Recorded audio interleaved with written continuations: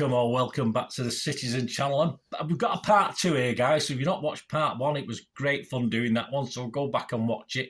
Part 2, look at the history of Manchester City from 1880, and we're up to season 1974-75. So we've got up to about November time in part 1, so check back that. And this is part 2, which will complete that season. Let's see how we got on, etc. And it includes obviously certain personal goings-ons. As I say, in the mid-60s I started to do little personal observations with these history vlogs based on home games, and obviously I went to my first away game in 73-74, so 74-75 I was going to plenty, so there will be some personal observations thrown in as well, just for good luck. What I can remember, obviously it's as you get old you do forget certain things, but where I've had my memory sort of pricked, if you like, I'll give you that information. Please, if you are new to the channel, as I say, watch that part 1. But if you are new to the channel, push that subscribe button, push the bell notifications. It'd be great to have you on board. Everything City, past, present, and as long as I'm here forever, or as long as my little self keeps going, that's for sure. Lots of little things, magazine vlogs, like a magazine feel I try to do with these vlogs. So there's always something out there for you to enjoy. Just check the channel. And if you are pushing buttons for notifications and subscriptions, push it again. I'm trying to get 25 likes. It's not a massive target for these history vlogs to get quite a lot of views. So if you can just do that for me, that'd be fantastic. Make an old City fan very, very happy. Right, let's continue. In part 1, we'd flirted with top spot. We'd sort of challenged Liverpool at the top. Of course, we'll start this part 2 in second spot, so that's not too bad. And of course, Francis Lee and Dennis Lord both gone for different reasons. One was to come back and sort of haunt us, but a lot of us appreciated what he did, even when he come back and stuffed us. So we'll talk about that. And a testimonial, yes, we've had a testimonial to Tony Buck, and we're going to have now as well in this part a testimonial for Mr. Ken Barnes as well, who's obviously a very famous son, where he would also make his debut. We'll have a look at that in this part. So let's go back. Let's carry on from last time we spoke. On the 2nd of November, I visited Merseyside for the second time. I'd been to Liverpool the season before for my first ever away game at Anfield.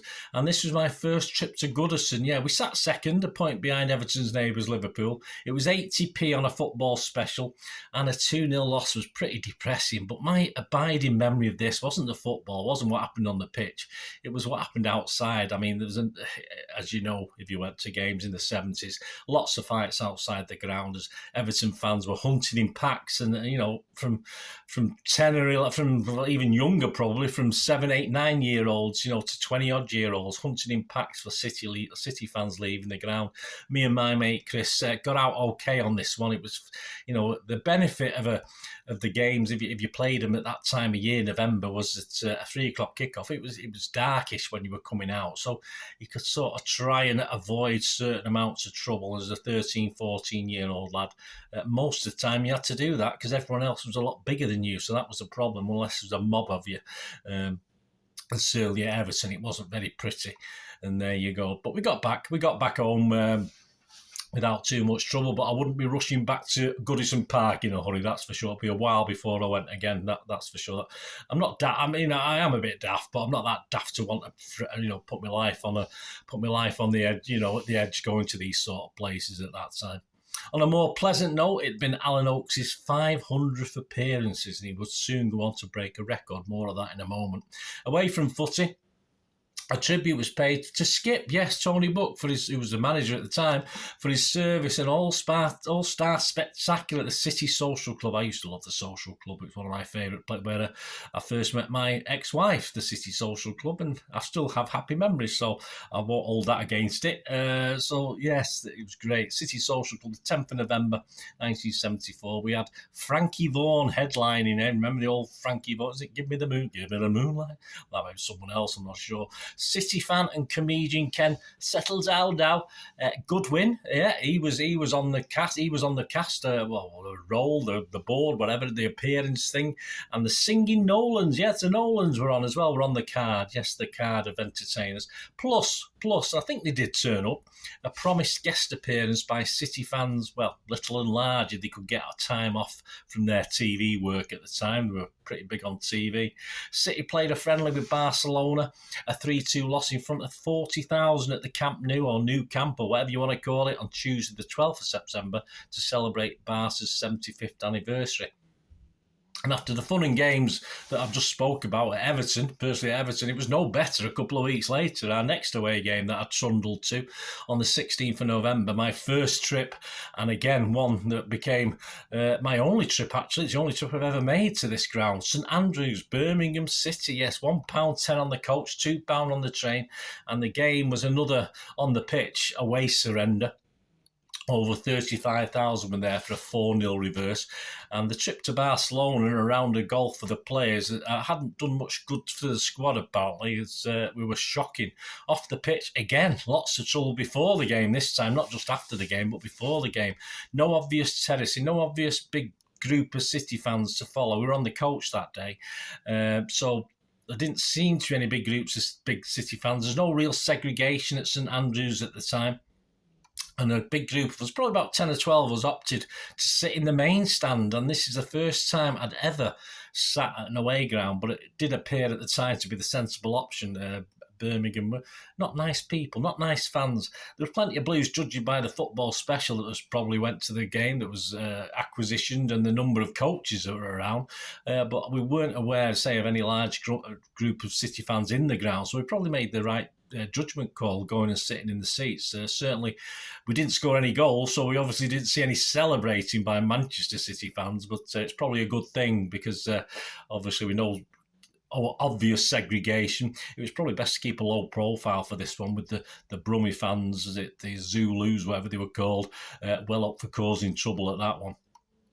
27th of November, an All-Star 11 team came to Main Road for a Tony Buck testimonial match. There'll be another one later in the season for someone else. A 14,500 crowd turned up. The weather was poor, but it's still not a great crowd in those days. But despite that, Tony Buck was more than happy. And he was quite right to feel proud as well, because that night we actually sat top of the league after beating Leicester 4-1 at home previously after that Birmingham embarrassment, a game for which Buck made the decision to actually drop Mike Summerby. Yes, for the first time, as far as I can see and as far as recollection, first time he'd been dropped, he'd not been suspended or injured since he joined us in 1965. So that had never happened before. And his replacement on the night, well, a legend, another legend, Barney Daniels. Yeah, you'll know him. He scored 2 that night as well, but that's a dream debut story to come in the future, that's for sure. In early December, we had another addition to the City professional staff as a certain Paul Power, in his final year of a law degree, signed on as a part-time professional. On the 21st of December, Bert Troutman's appearance record was broken. Yes, it was broken by Alan Oakes, who made his then 509th appearance in a pretty drab 0-0 draw at Wolverhampton. Back to Francis Lee, yes, we'd mentioned him earlier. I think we got away with it. Yes, no, he's left, as mentioned earlier. Joined Derby, of course, for 100,000. To the anger of City fans, we didn't want to lose him, that's for sure. And I think the anger of himself. And by the time Derby County arrived at Main Road on the 28th of December, his goal for them in a 2-1 victory left City 8th spot. Yes, we dropped off the pace a little bit. Francis Lee himself was angered by the move. Had proved a point that game, though. And the famous commentator's word, look at his face, just look at his face, after he scored his goal, was a famous Barry Davis line at the time after his goal, almost as famous perhaps as the Sergio one for you guys who have a modern following of City. Yeah, but it was sort of that appeared on many football programmes over the years after that. It probably still fairly recently I've seen it quoted as well. Look at his face, just look at his face. Francis Lee simply said it was a very good goal, and he smiled as he enjoyed it, and was nothing to do with getting one over his previous employers. We did forgive him. Many City fans, I think, were happy on the time. In fact, Francis Lee claimed, I don't remember cheering myself, that City fans actually cheered the goal despite losing the game, but a little bit confused that Franny Lee had scored and they just automatically cheered. But I'm not too sure about the validity of that. I can't remember at the time. I was at the game, but I can't remember too much about it. In the Cups, yeah, it had been a disappointment. Back on October the 9th, City had lost in the round 3 to Second Division United at Old Trafford in front of over 55,000. I mean, United were top of Division 2 at the time, but the defeat was a little bit embarrassing and it gave them a bit of payback for last season and that low back heel, of course. Young Peter Barnes had managed 10 minutes or so as a substitute in that game. And as 1975 arrived, City were out at the first hurdle of the FA Cup. 37,825 saw City lose at Main Road to Newcastle. I remember that being a reasonably feisty affair as well. Plenty of Geordies, of course, as you'd expect, but we lost 2-0. The game had been switched from St James's Park after crowd trouble, which certainly wasn't unusual at St James's Park. It sort of marred my visits a couple of times as well. So obviously they had to play at Main Road because of crowd trouble at St James's. With City's poor away form, a regular problem City were having at the time, we did hover around that 8th spot for most and rest of the season. Out of the Cups, a league title when it was looking highly unlikely, but not impossible. If we were to just replicate a smidgen, just a bit of our excellent home form, we could still do it. We could still get a league title, no problem. There was also problems between the sticks, though, as we mentioned before about McRae starting the season. Corrigan was on the transfer list at the time.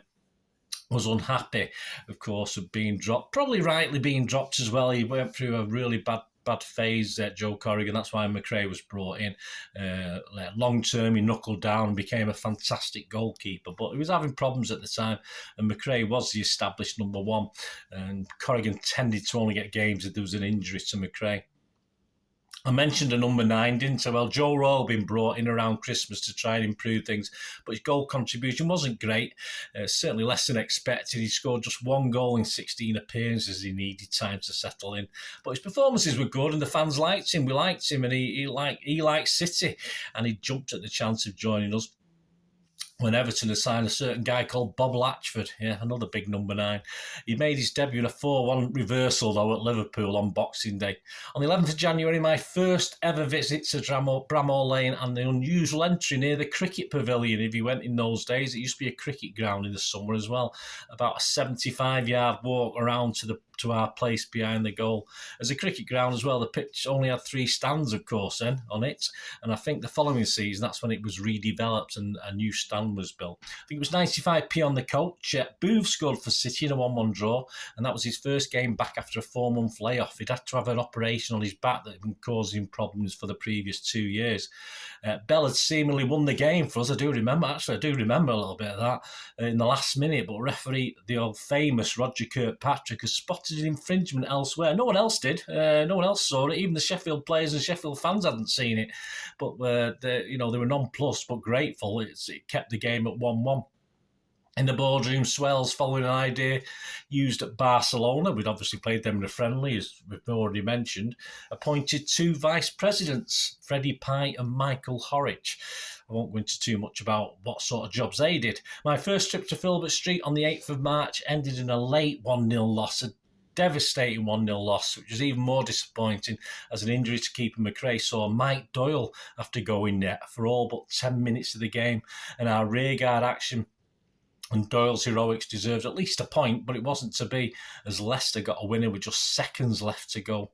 Swales did intimate that sort of game, that defeat knocked us a little bit at the time when we were trying to go for Europe and an outside chance of the title. Another City legend on and off the field was given a testimonial on the 28th of April 1975. A Don Revie International All-Star 11 visited Main Road to play in a Ken Barnes testimonial game. And we finished, we could only finish, back in 8th again. Only 7 points off top spot, though. A definite improvement on 73-74 when we had finished 14th. We missed out on a spot in Europe by just 2 points. Swales himself said injuries at times to Hartford during the season had cost us at least those two points in European qualification and a place in and a tilt at the title as well. Swales even went that far. He did miss a few games, but I would put it more probably down when you look at the league table our away form. But I think he glossed over that. That was, for me, that was the problem. Nothing to do with Asa Hartford, who yes was a big miss, but that wasn't the fault of he played plenty of games when we were away from home. Francis Lee, of course, celebrated a league title as a Derby County player. Look at his face was appropriate, I suppose, again, and I'm sure at the time as he picked up his second title winners' medal. But things felt positive at Main Road. Tony Book appeared to have City at least moving forward the right way. The biggest worry, and not for the first time, was that away form. We boasted the second best home record in the division, 16 wins, only 2 defeats, but just 2 wins away from home. One of the worst in the league, even worse than some of the relegation teams, had scuppered our hopes of a title in a season where multiple teams had chances at one stage or another to finish the season on top. Top scorer that year, league and cup, was Colin Bell. He scored 15 in the league, plus 3 in the League Cup. Player of the year was a certain Alan Oakes. No surprise there. Bell and Doyle had featured in every single league game, plus the 3 cup games we played. Amazing, absolutely amazing, Bell and Doyle. Our average crowd for the season was just around 32,900, around about that figure.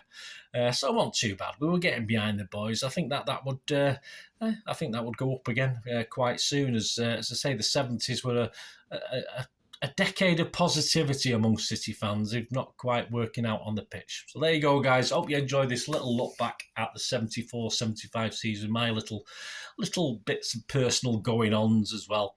And of course, this was my look at 74-75 and continues my look from 1880. So check back at some of the others as well. Any just pick and choose. It used to be in 5-year increments or something like that. Obviously, when we got to the 60s, they started being a year-by-year basis. So I hope you enjoyed it. Let me know your memories. It'd be great to hear from you on this or any season. Doesn't matter what it is. Just let me know. Anything to do with Manchester City would be great to hear from you.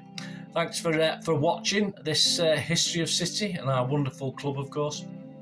Until the next time, that's one thing, don't I? Please stay safe, Blues. Come on, City. Bye for now.